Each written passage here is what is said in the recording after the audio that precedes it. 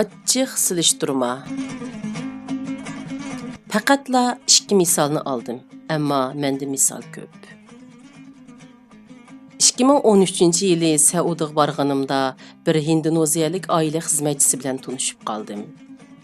Xitoycha usta ekan. Chunki bir arab amaldorining Xitoy xotinining xizmatkori ekan. Heliq ayolning deb berishicha, u amaldorning Xitoyni olganiga 20 yil bo'pti.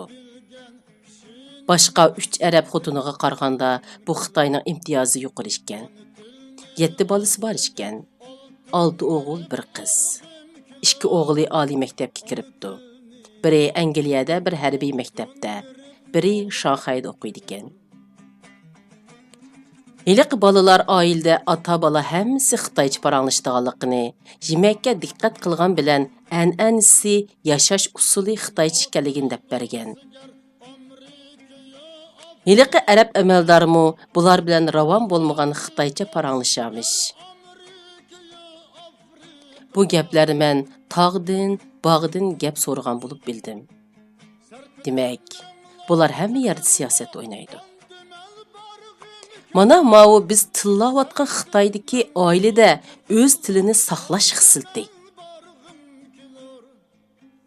Biz bo'lsak, ashu to'y qilgan millatga singib toza. Uning tilida so'zlab, bolalarimizga yo'q tugidi, ana til deganda.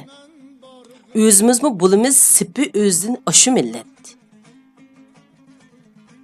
Yot millatga tekkinimi o'xshash, yot millatdan xotin olg'inimi o'xshash. Hozir ayol Uyg'ur turibmi, oilada ishlatayotgani o'zlari yashayotgan ashu davlatning gibi. Bizda xeyli men degan Uyg'urlardimi bu nuqta bek ojizkan. Bizni saqlaydigan Uyg'urluq millat nomidagi o Uyg'ur degan ism emas. Eng avval tilimiz.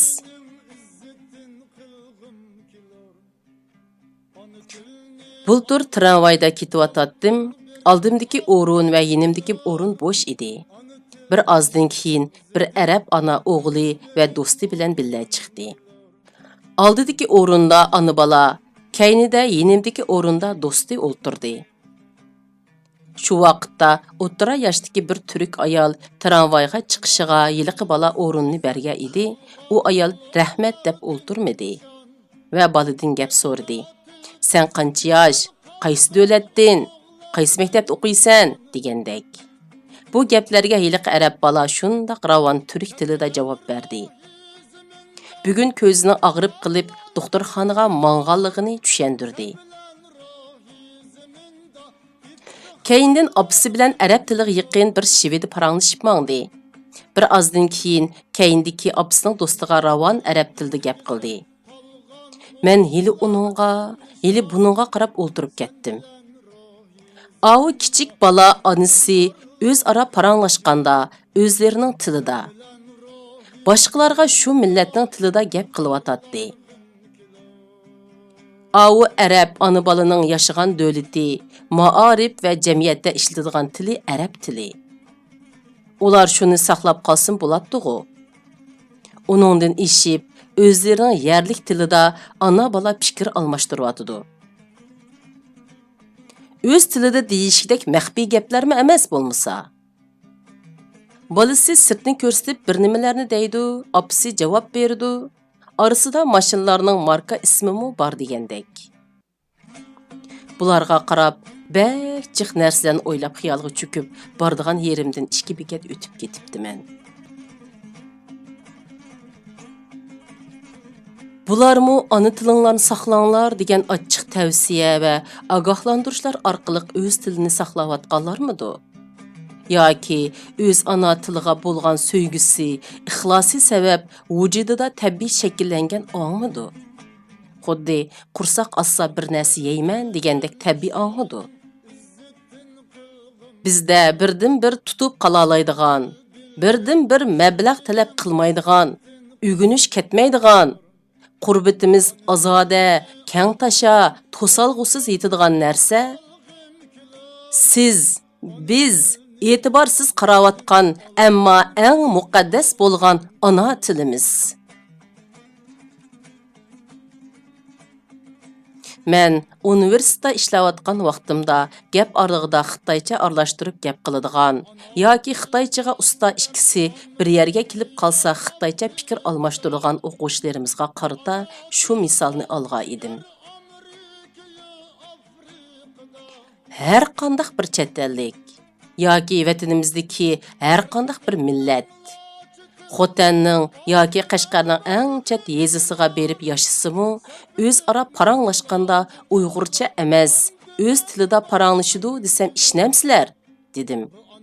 Ha, deyishdi. Undaqda boshqa millatlarning o'z tilini saqlashi tabiiy qonuniyatkan. Amsa sizlarda bu qonuniyat nima deb yo'q, dedim. Şu sualni yana muhojiratdagi mushu gap egalaridan so'rayman. Boshqa millatda bor bo'lgan tabiiy qonuniyat nima deb bizda yo'q? O'rinda shu qadar oddiy, ammo zil bu masalaga nima deb mas'uliyatsizlik qilamiz?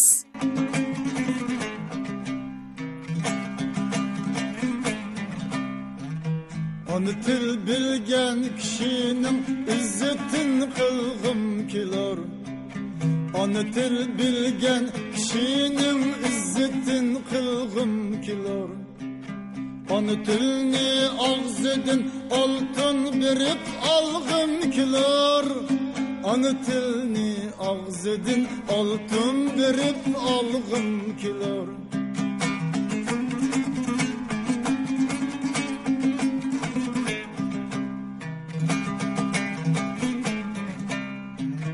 Ey ana til bizge sen kalgan ulug'lar din nishon. Ey ana til bizge sen kalgan ulug'lar din nishon. Sen bilen rahizminda iftiharlanğım kilar. Sen bilen rahizminda iftiharlanğım kilar. Ey ana til bizge sen kalgan ulug'lar din nishon. Sen bilen ruhi zeminda iftiharlanğım kilar. Sen bilen ruhi zeminda iftiharlanğım kilar.